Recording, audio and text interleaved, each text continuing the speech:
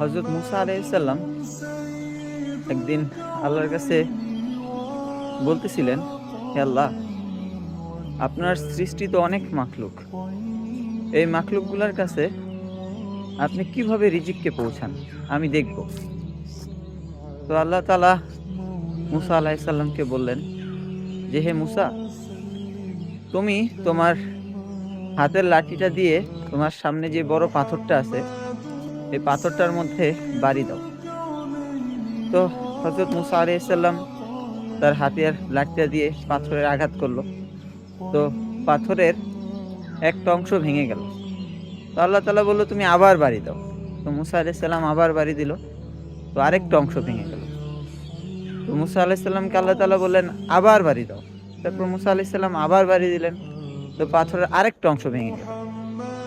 তো আল্লাহ তাআলা মুসা আলাইহিস সালামকে আবার বললেন, তুমি আবার বাড়ি দাও।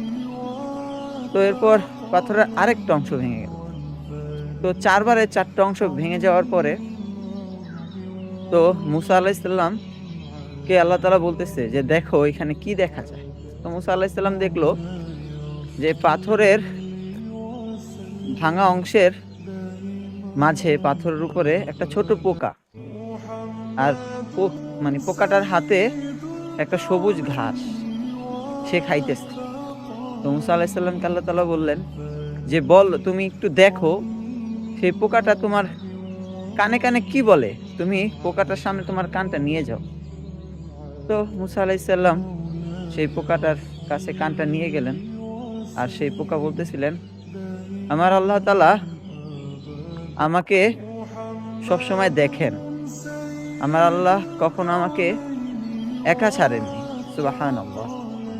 আল্লাহ তাআলা তার প্রত্যেকটা মাখলুককে রিজিক আল্লাহ তাআলা নিজে পৌঁছে দেন।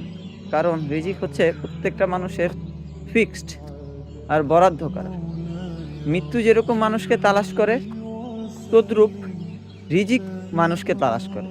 যতদিন পর্যন্ত মানুষের এক অংশ পরিমাণ রিজিক আছে দুনিয়াতে, ততদিন পর্যন্ত মানুষ ইন্তেকাল করবে না।